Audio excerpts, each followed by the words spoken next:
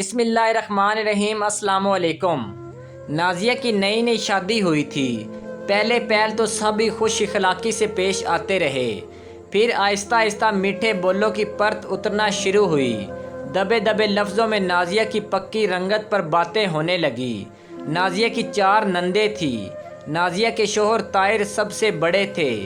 एक दिन वो आम से कपड़े पहने किचन में काम कर रही थी कि इसकी छोटी वाली नंद अंदर दाखिल हुई। ओह, ये आप हैं नाज़िया भाभी। मैं समझी साथ वालों की काम करने वाली आई हुई है, मारिया ने बज़ाहिर हंसते हुए कहा, लेकिन इसकी आंखें साफ मजाक उड़ा रही थी।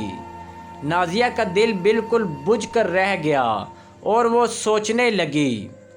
इसने उस दिन से अपना ख्याल रखना शुरू कर दिया।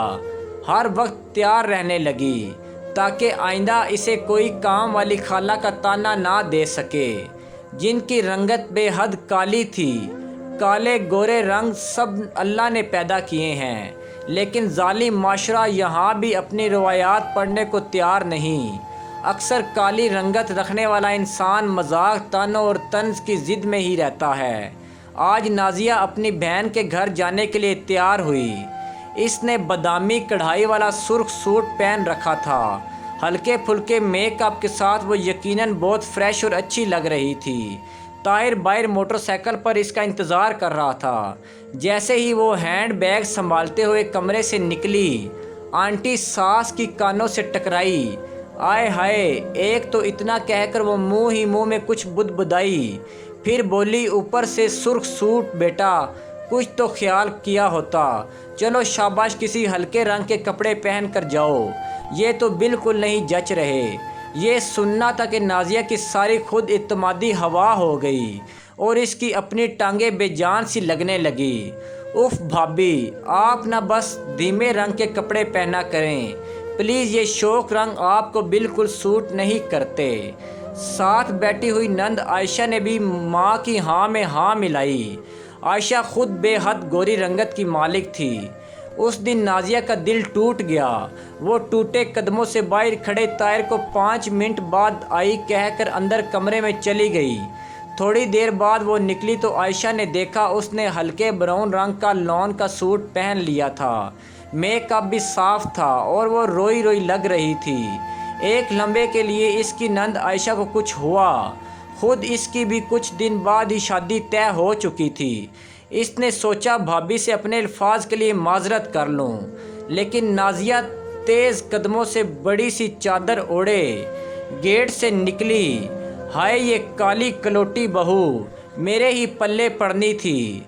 उफ, इतना काला रंग। भाई, वो टोटके के कौन से होते हैं, ज़रा इनको भी कोई बता दे। अरे, मेरी आंखों पर भी पट्टी बंध गई थी जब रिश्ता लेने गई थी, तो बड़ा मेकअप करके बैठी हुई थी। ये तो बाद में खुला के असल रंग तवे को भी शर्माता है।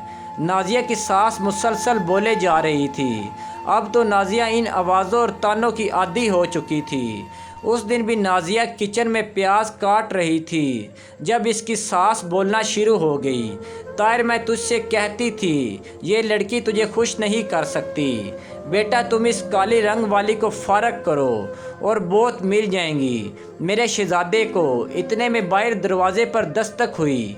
आयशा शादी के बाद पहली बार रहने के लिए आई थी। नाज़िया किचन में बुरी तरह मसरूफ़ थी। इसने बिरयानी बनाई, सालन में कोफ्ते बनाए और मीठे में फ्रूट चाट बनाई।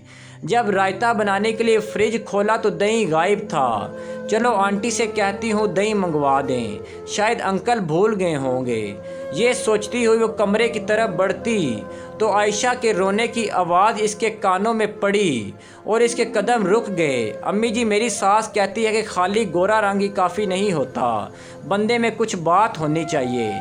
उस दिन मेरे से प्याज थोड़ा सा ब्राउन हो गए तो सारा दिन मुझे बेहुनर, कोड़ और फोहड़ कहती रही।